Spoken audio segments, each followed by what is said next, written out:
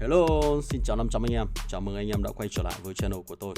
Trong video clip ngày hôm nay thì tôi sẽ giới thiệu với anh em một trong số các tính năng ở bản cập nhật mới mà tôi đánh giá rất cao ở trong bản cập nhật lần này. Đó chính là tính năng lưu trữ đội hình chiến đấu.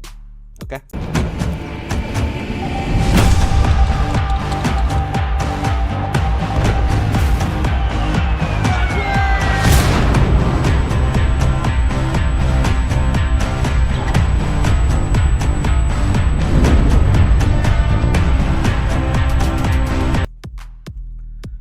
Rồi, trong cái phần thông báo của bản cập nhật mới này thì nhà phát hành không có đưa các thông tin về cái tính năng mà mình sẽ giới thiệu ở đây.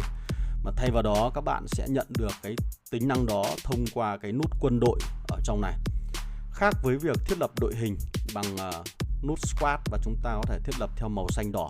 Ở đây, tính năng thiết lập đội hình chiến đấu nó cho phép chúng ta lưu trữ 5 dạng đội hình khác nhau để các bạn hoàn toàn có thể thay đổi nhanh chóng giữa các dạng đội hình này mà không cần phải thiết lập lại quân đội và sắp đặt lại sĩ quan cũng như là kỹ năng học cho từng sĩ quan.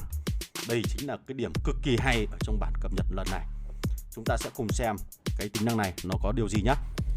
Trước tiên là các bạn kích vào phần quân đội. Nó sẽ có 5 cái ô để chúng ta lưu trữ các dạng đội hình khác nhau, bao gồm cả lục quân, không quân và của hải quân. Cách làm như sau. Các bạn sẽ nhìn thấy một cái biểu tượng hình cái đĩa mềm để lưu trữ ở đây. Trước tiên, ban đầu các bạn sẽ có 5 ô trống và chưa có đội hình nào cả. Nhiệm vụ của chúng ta sẽ là đi thiết lập các đội hình mà mình sẽ sử dụng vào một trong 5 ô này. Đấy ạ, bằng cách chúng ta nhấn vào nút đĩa mềm này để vào trong chế độ thiết lập. Và trong chế độ thiết lập này chúng ta sẽ lựa chọn các khe cắm để mình sẽ lưu trữ cái đội hình hiện tại. Lưu trữ cái đội hình hiện tại này nhé, vào một trong 5 cái ô này. Cho nên trước khi chúng ta nhấn lưu trữ thì chúng ta phải thiết lập cái đội hình hiện tại này trước. Tôi lấy ví dụ, tôi đang muốn thiết lập một đội hình là một xe tăng hạng siêu nặng kẹp thêm một xe tăng hạng nhẹ và 3 đơn vị pháo binh giống như thế này. Sau đó các bạn cần phải thiết lập cả sĩ quan cho phù hợp. Tôi lấy ví dụ tôi sẽ thiết lập sĩ quan như thế này. Đây hoàn toàn là ví dụ để minh họa cho các bạn cái quá trình mà chúng ta sẽ làm đối với tính năng lưu trữ đội hình chiến đấu này. Có thể các sĩ quan này nó sẽ không phù hợp với từng đơn vị, nhưng mục đích ở đây là để mô phỏng lại cái tính năng này.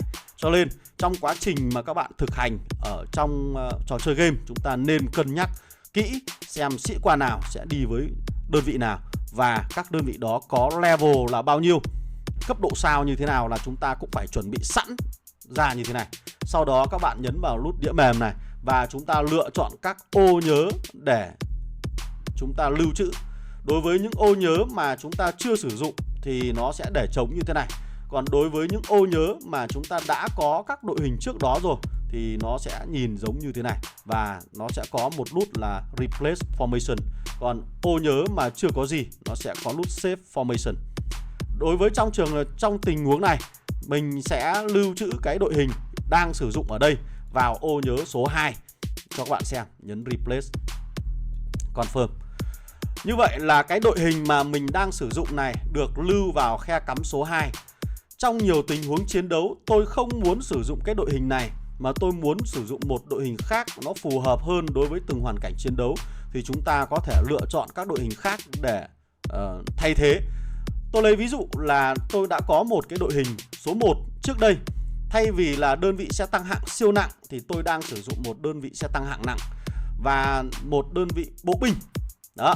Thế thì trong nhiều tình huống tôi muốn sử dụng lại cái đội hình này mà tôi đã thiết lập từ trước đấy rồi nhé, thì các bạn chỉ cần tốn 20 vàng và 450.000 tiền cộng với 9 lính dự bị.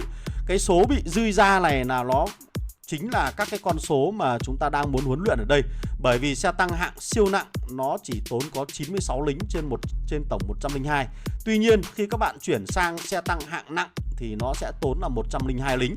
Đó là lý do vì sao mà chúng ta sẽ phải yêu cầu thêm số lính dự bị và số tiền ngân quỹ để huấn luyện lại đơn vị xe tăng hạng nặng này. Các bạn lưu ý chúng ta có thêm một cái nút là kích hoạt tự động huấn luyện trở lại. Khi mà mặc định khi chúng ta trao đổi những cái đơn vị mà nó chưa có trong đội hình ban đầu thì các đơn vị đó nó sẽ ở dạng là không được huấn luyện. Nếu như chúng ta lựa chọn cái tính năng là kích hoạt chế độ tự động huấn luyện, là sau khi chúng ta nhấn cái nút apply này thì hệ thống sẽ tự động huấn luyện lại cái đơn vị đó cho đầy 102 lính giống như ban đầu. Đây, mình sẽ lấy ví dụ cho các bạn. Còn quên xin nhắc lại với các bạn là ngoài cái việc thiết lập đơn vị lục quân, chúng ta vẫn có thể thiết lập cả đội hình không quân và đội hình hải quân. Trong nhiều tình huống chúng ta muốn sử dụng 3 chiếc tiêm kích thì các bạn hoàn toàn có thể thiết lập luôn ở trong cái đội hình này. Hoặc là trong nhiều tình huống mình lại muốn chỉ sử dụng 2 đơn vị tiêm kích và 1 đơn vị máy bay ném bom của Liên minh Tự do. Hoặc là đôi khi mình lại muốn đổi máy bay ném bom của Liên minh Tự do sang máy bay ném bom của Đảng Trật tự. Thì theo cách thông thường chúng ta vẫn làm đó là reset lại đơn vị máy bay ném bom của Liên minh Tự do, sau đó nâng cấp lại đơn vị máy bay ném bom của Đảng Trật tự, đúng không ạ? Nhưng bây giờ là chúng ta sẽ lưu trữ các cái đội hình này vào trong các khe cắm, và sau đó chúng ta chỉ việc tráo đổi một cái thôi, là chỉ bằng một click chuột là nó sẽ đổi cho chúng ta hết các cái thứ, bao gồm là sắp đặt sĩ quan và thậm chí kể cả học kỹ năng của các cái sĩ quan đó chúng ta cũng thiết lập từ trước được, và sau này đổi cái là nó tự động đổi luôn, không cần phải thay đổi từ đầu nữa. Tức là chúng ta không cần phải mất 10 đến 15 phút để sắp đặt lại kỹ năng, để reset lại đơn vị và nâng cấp lại đơn vị, nó mất khá là nhiều thời gian. Nhưng bây giờ chỉ với một nút bấm là các bạn hoàn toàn có thể làm được điều đó. Rồi, bây giờ là chúng ta đang có 2 dạng đội hình khác nhau như thế này. Một đội hình là chúng ta có sĩ quan anh hùng nhân dân là không có học tập kỹ năng nào cả và là sử dụng xe tăng hạng nặng. Còn đội hình thứ hai là tôi sử dụng xe tăng hạng siêu nặng, và trong đó sĩ quan của chúng tôi có học thêm các kỹ năng khác. Thì bây giờ các bạn chỉ việc nhấn 20 vàng và bắt đầu hệ thống nó sẽ sắp đặt lại sĩ quan cho chúng ta. Và như vừa rồi các bạn thấy mình có tích vào cái nút tự động huấn luyện, là sau khi mình nhấn tốn 20 vàng thì hệ thống nó sẽ tự động huấn luyện các đơn vị quân đội ở trong các trại lính mà nó chưa được huấn luyện, nó sẽ được huấn luyện lại cho mình như thế này. Và các bạn thấy là mình không còn sử dụng xe tăng hạng siêu nặng nữa, mà thay vào đó là đang sử dụng xe tăng hạng nặng như ở đây. Và lúc này đội hình của mình lại được thiên biến vạn hóa, và chúng ta có thể sử dụng ngay, đưa các quân đội ngay ra chiến trường mà không cần phải huấn luyện mất thời gian chờ đợi nữa. Đấy. Và có lưu ý thứ hai là chúng ta sẽ phải đợi 4 phút 30 giây. Đấy. 5 phút đi. Các bạn phải đợi tổng cộng 5 phút sau thì chúng ta mới lại đổi lại được sang một cái dạng đội hình khác. Tuy nhiên là cái quá trình đợi này mình nghĩ là nó rất là xứng đáng đối với tính năng này. Thì đối với tính năng này nó sẽ giúp chúng ta có thể làm được điều gì? Các bạn hoàn toàn có thể chuyển đổi đội hình từ dạng tấn công ở ngoài chiến trường sang dạng phòng thủ căn cứ giống như các con rùa, và nằm ngửa ra để đợi cho đối phương tấn công căn cứ của mình. Hoặc là mình có thể chuyển sang dạng một đội hình cơ động bao gồm các xe tăng hạng nhẹ và trực thăng để hoạt động nhiều hơn ở trên chiến trường. Đấy, hoặc là thậm chí mình có thể đổi cả máy bay và của cả hải quân nữa. Đây, điều này thực sự là một cái tính năng rất là tuyệt vời mà mình đánh giá rất cao với cái tính năng này. Nó cho phép chúng ta thực hiện được cả 5 cái ô nhớ. Đấy, tùy thuộc vào khả năng sáng tạo đội hình của các bạn thôi. Tuy nhiên ở đây có một cái lưu ý là gì? Khi chúng ta tiến hành đổi đơn vị như thế này thì dĩ nhiên sau này các bạn đổi lại đơn vị thì chúng ta phải có cái kho đơn vị sẵn ở trong kho này thì mới đổi lại được. Còn nếu như các bạn không có cái đơn vị đó ở trong kho, tức là chúng ta đã phân rã cái đơn vị xe tăng hạng siêu nặng này sang dạng nguyên mẫu hoặc là sang dạng thẻ, tức là chúng ta không còn nó nữa thì sau này đổi đội hình nó cũng sẽ không thể khôi phục lại được cái ô nhớ của cái slot trại lính của cái đơn vị này nữa nhá. Chứ không phải là các bạn cứ mặc nhiên là tôi đã thiết lập từ trước đó rồi, cho nên là sau này tôi cứ có cái con E75 này là tôi xóa nó đi, tôi không cần nữa, và sau này tôi cứ dùng cái tính năng 20 vàng đó để tôi lấy lại đơn vị xe E75 và đơn vị xe tăng hạng siêu nặng 9.2 chẳng hạn. Cái điều đấy là không có nhá.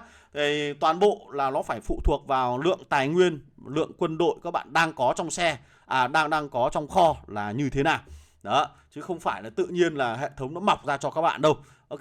Tuy nhiên là có một điểm rất hay là việc chúng ta trao đổi giữa các đơn vị cổ điển và đơn vị hiện đại nó sẽ nhanh hơn trước đây, và sắp xếp thậm chí cả level, clay, học tập sĩ quan, học tập kỹ năng sĩ quan các thể loại nó đều đổi lại được cho chúng ta, như vậy là tốt lắm rồi. Đó, còn dĩ nhiên là kho của bạn phải có thì nó mới đổi được, còn nếu không là nó sẽ không đổi sang được đâu nhá. Chứ không các bạn cứ nghĩ rằng là tôi thiết lập từ trước như này, sau đó tôi phân rã cái đơn vị pháo binh 7.1 này rồi thì sau này tôi dùng cái ô nhớ thứ hai tôi lại khôi phục lại được mà không tốn bất cứ một cái nguyên mẫu hoặc là không tốn bất cứ một tài nguyên nào, là cái điều đấy là không có. Đó, đấy mình phải nhắc lại như thế để không nhiều ông cứ tưởng mở. Ok, rồi thì thông qua với cái tính năng đặc biệt hay như thế này thì mình nghĩ rằng là cái tính linh hoạt hơn ở trong trò chơi game này được đẩy lên rất cao, và mình nghĩ sẽ có rất nhiều anh em thích cái tính năng này. Còn quan điểm của các bạn như thế nào thì hãy để lại ở phần bình luận và chúng ta sẽ cùng nhau thảo luận thêm. Nếu như các bạn thấy hay thì xin các bạn một like, share và subscribe cái channel của mình nhé. Còn bây giờ chào tạm biệt và hẹn gặp lại các bạn ở trong các video clip lần sau. Goodbye.